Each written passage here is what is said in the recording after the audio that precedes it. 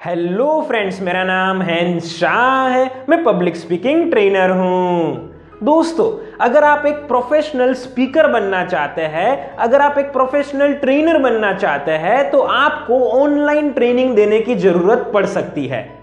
आजकल online training देने की सिस्टम ट्रेंड में है।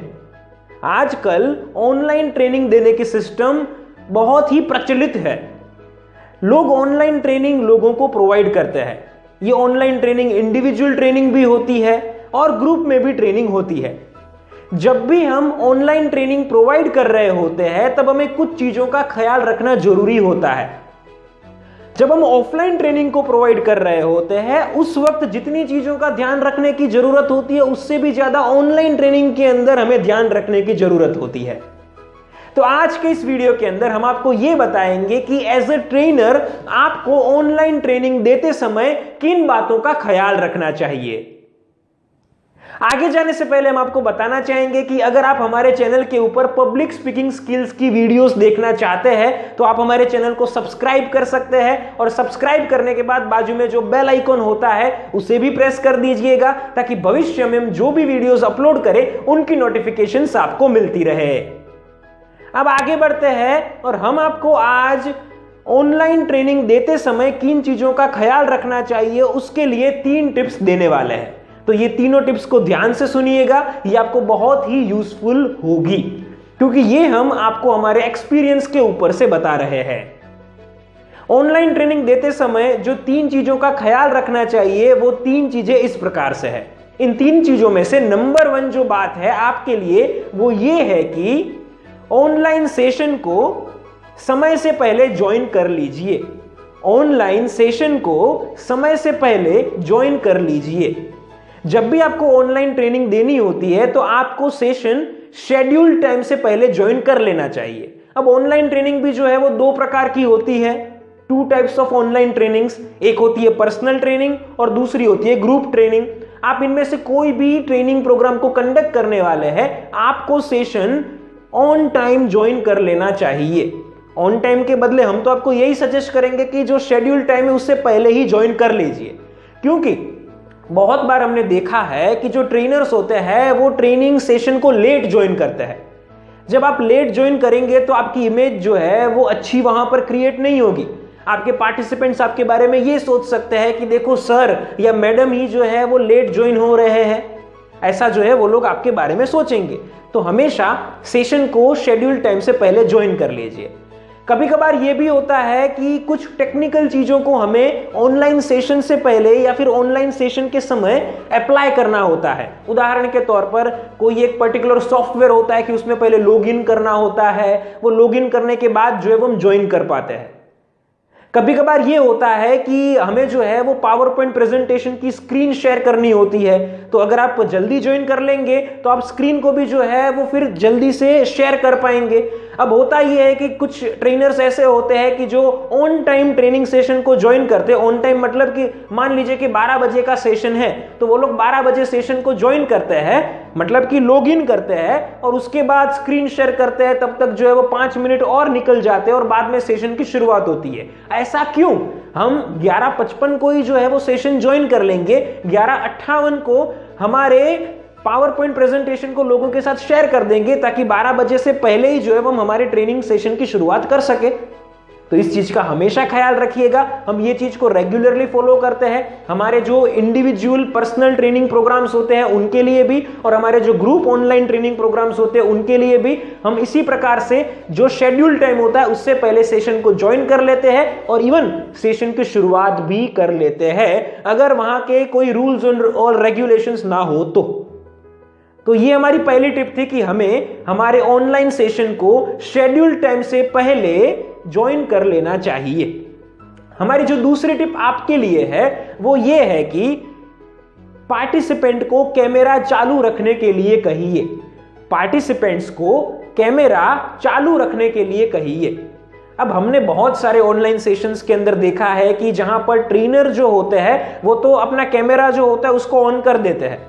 अब ट्रेनर को तो जो है वो सारे स्टूडेंट्स देख पाते हैं, लेकिन जो स्टूडेंट्स वहां पर पार्टिसिपेट कर रहे होते हैं वो लोग अपना कैमरा ऑफ करके रखते हैं। अब जब वो लोग ऑफ करके रखते हैं तो वो लोग ऐसा हो सकता है कि 100% अटेंशन जो है वो आपके सेशन के अंदर ना दे, और ऐसा होता भी है।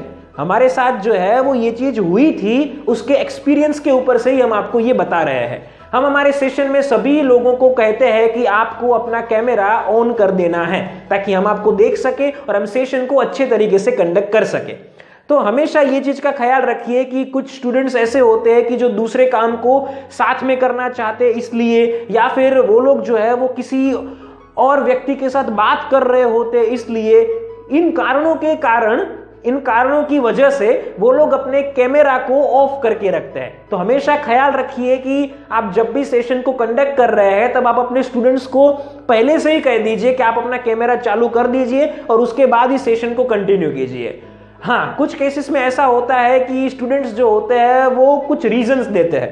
कभी कभार स्टूडेंट कहते हैं कि मेरा जो कैमरा है उसमें कुछ प्रॉब्लम हो गई तो मेरा कैमरा चालू नहीं हो पा रहा है। अब हमने ये चीज को भी जो है वो ऑब्जर्व किया हुआ है और पाया है कि बहुत सारे स्टूडेंट्स जो है वो यहाँ पर सच नहीं बोल रहे होते हैं।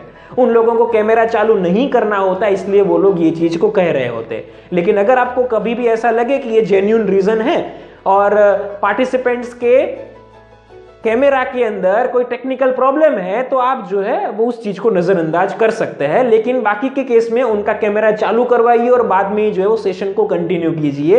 इस चीज का जो है वो आपको ख्याल रखना है। तो हमारी ये दूसरी टिप थी कि आपको पार्टिसिपेंट्स को कैमरा ऑन करने के लिए कहना चाहिए।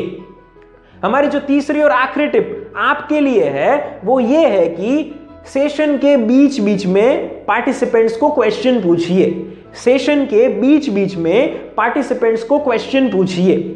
अब होता यह है कि जब आप सेशन को कंडक्ट कर रहे होते हैं तब आपको शुरुआत में ज्यादा बोलना होता है, फिर धीरे धीरे जो है वो उनका बोलना ज्यादा होता है, मतलब कि पार्टिसिपेंट्स का बोलना जो है वो ज्यादा होता है। ये नॉर्मल केसेस के अंदर देखा जाता है। तो जब आप शुरुआत में बोल रहे होते हैं तब तो ठीक है कि आप जो है वो 5 मिनट या 10 मिनट या कुछ मिनट्स तक आप ही सिर्फ बोलो। लेकिन जैसे ही समय बीतता जाता है तो आप जो है वो अपने पार्टिसिपेंट्स को कुछ क्वेश्चन पूछिए, उनको कोई सवाल पूछिए, कुछ सवाल पूछिए, ताकि वो लोग उन सवालों का जवाब देंगे तो होगा क्या कि वो लोग एक्टिव हो जाएंगे आपके सेशन में पार्टिसिपेट करने के लिए। अब हमने ये चीज को भी एक्सपीरियंस किया हुआ है। होता ये है कि जब आप सेशन को कंडक्ट कर रहे होते तब शुरुआती मिनट में तो जो है वो पार्टिसिपेंट्स आपकी बातों को ध्यान से सुन रहे होते, लेकिन थोड़ी देर के बाद उनकी नजर जो है वो कहीं और इस प्रकार से जाती है या इस प्रकार से जाती है। कभी कभार वो लोग नीचे भी देख रहे होते हैं, तो हमें तो ऐसा लगता है कि मल्टीटास्किंग कर रहे हैं।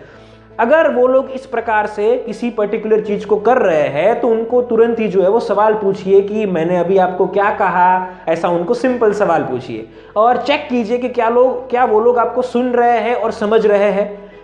इसके अलावा कभी कभार जो है वो लोग अगर इस प्रकार से अपनी आंखों का जो आई कांटेक्ट है, अपना जो आई कांटेक्ट है उसे जो है वो यहाँ वहां रख रहे हैं, लेकिन वो लोग आपकी बातों को सुन रहे हैं, देन इट इज ओके। यहाँ पर जो है वो कोई दिक्कत की बात नहीं है, लेकिन बीच बीच में उनको क्वेश्चंस जो है वो पूछते रहिए।